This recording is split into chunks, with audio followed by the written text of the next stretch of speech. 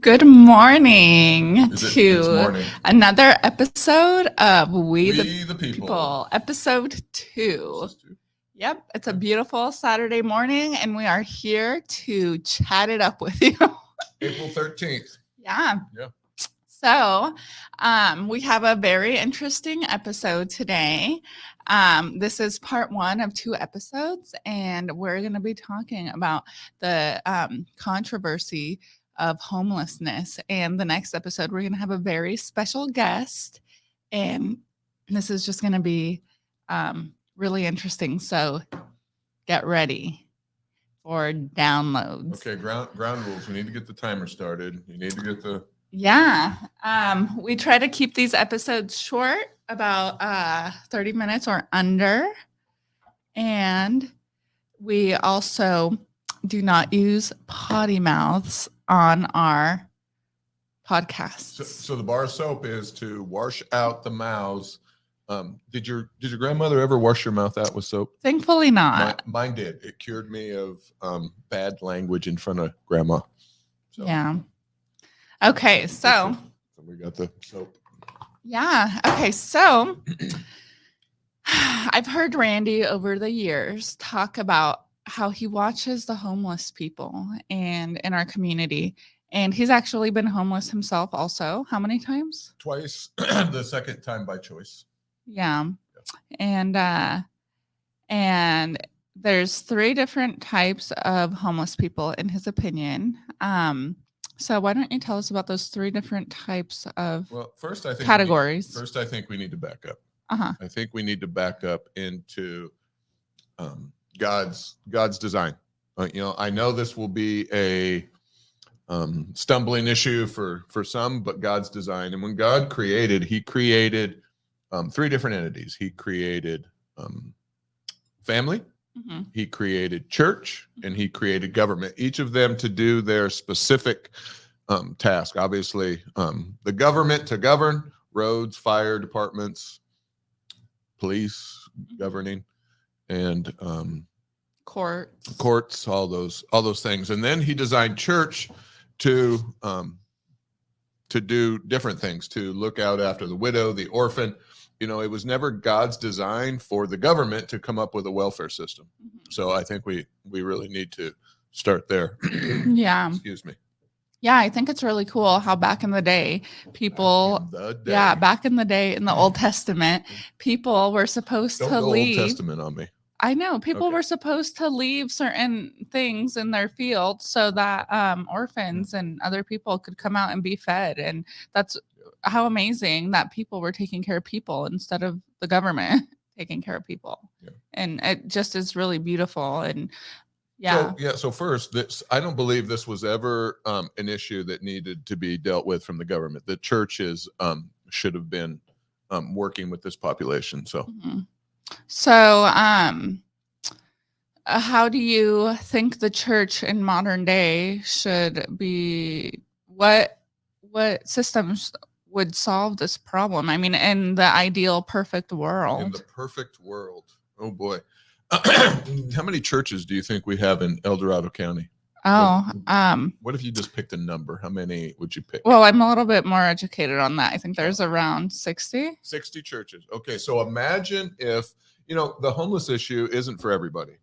When it comes to the church, some are, called to Africa to dig wells for clean drinking water, and we're all called to different things. But imagine if those 60 churches, some churches bigger than others, what if you averaged 4 people out of each church in El Dorado County that focus towards the homeless?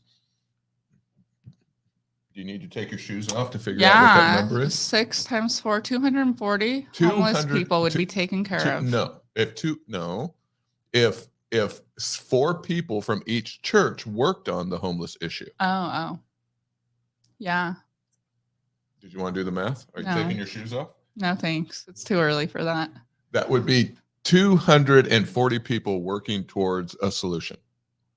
Yeah. So let's move on to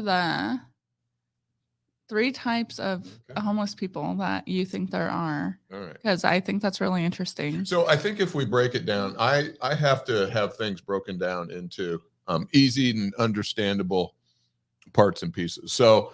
Um, so I think there's 3 different groups if we categorize them into 3 different groups.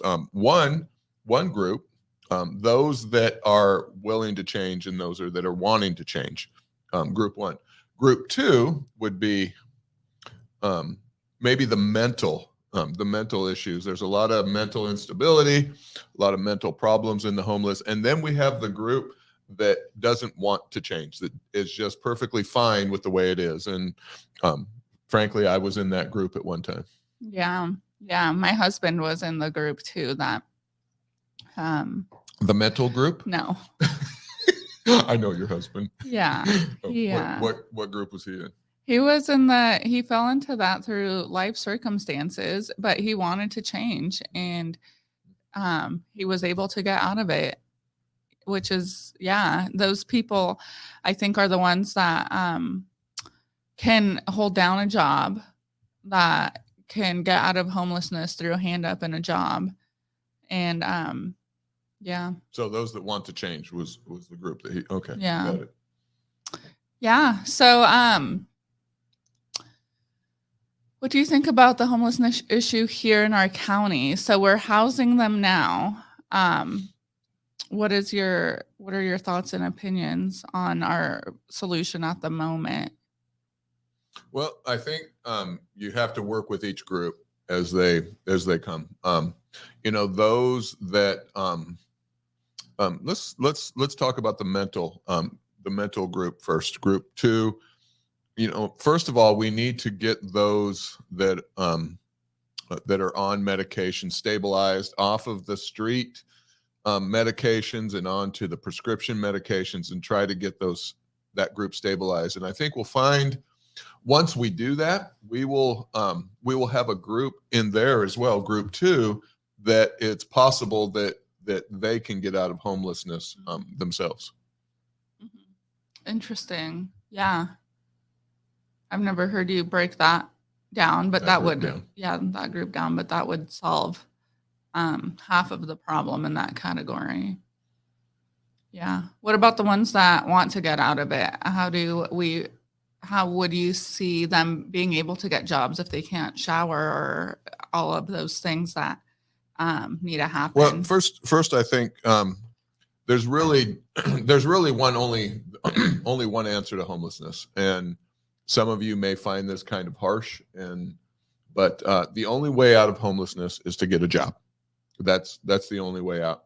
I believe the group that wants to get out and willing to get work to get out, this will be a very messy and hard task, and they have a lot of hard work in front of them.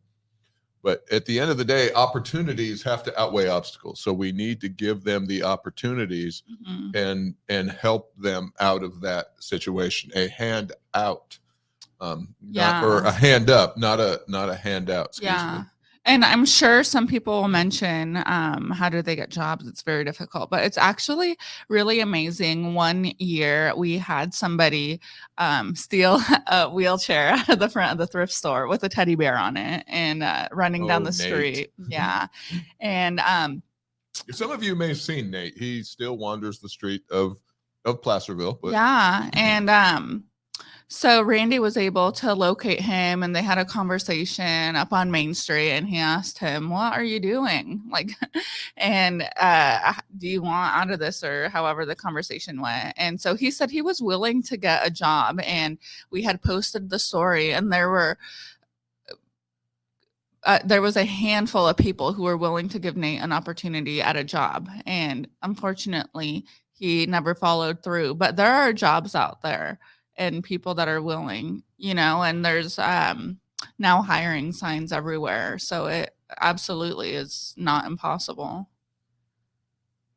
And then, so that's what category was that?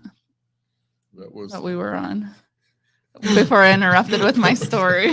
That was a really good story. I know. Really yeah. Those that want out. Yeah. The opportunities have to outweigh obstacles. Yeah. Obstacles. Yeah. So those that want out. And then what's the last category? Those that are perfectly fine. Those are that are perfectly fine with where they're at. You know, I think we're here in El Dorado County, we're experiencing a uprise in homelessness, and I feel that a lot of those are coming from different places. They're coming from Sacramento. They're coming as far as San Joaquin County, and I think they're coming because this is a better place to be homeless. It's less predators. It's just a little bit easier to try to. You get fed every night. You get fed. Yeah, there's places to eat. Mhm. But what are we going to do with that group as well is the question. And it's so hard whether you're giving them a hand or you're enabling. We have gone out and we've given socks and tarps and breakfast as an organization and with other volunteers on Christmas, and showering. I think it's amazing that one of our church does that. But for us, I know we've thought about, is this enabling or is this helping?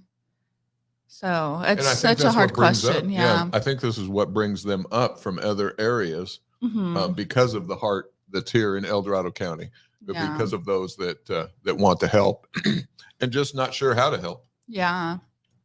Yeah. So,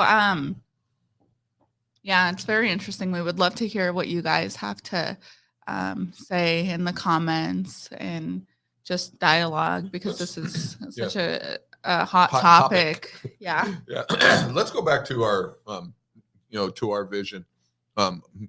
Our vision for this county is that our county would have the lowest recidivism, the lowest crime, and the lowest homeless rate per capita. So we're willing and able to help and step in. We have the ability to do different classes, fundamentals of life. What's a bank account? How do I get credit?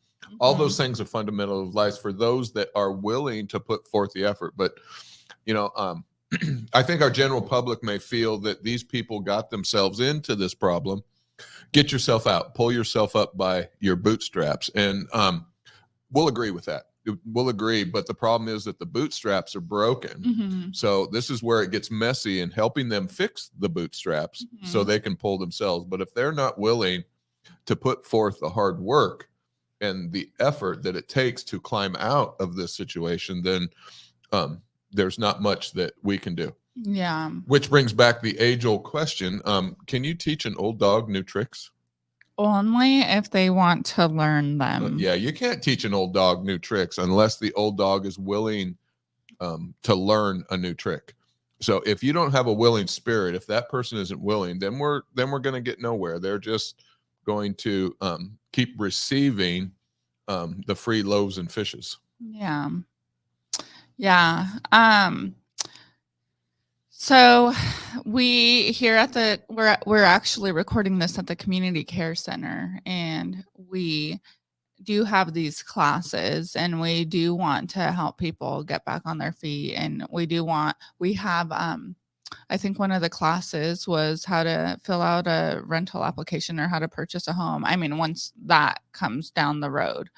But, resume, how to build a resume, how to build a resume, how to things. bank, how to, you need money to live, but you can't spend more than you bring in.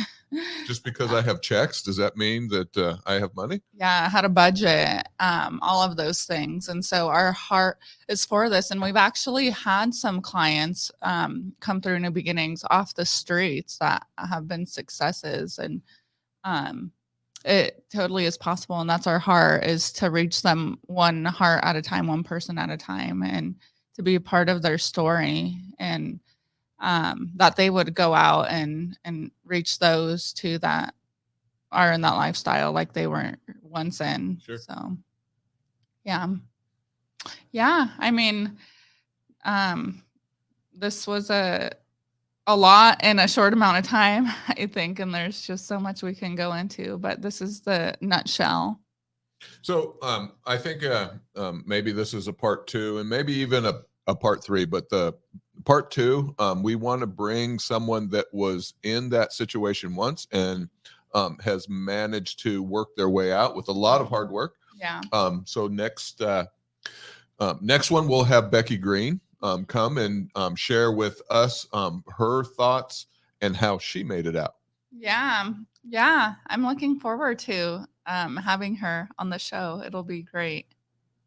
So thanks for joining us. And we'll see you next time. Yeah. See you next time.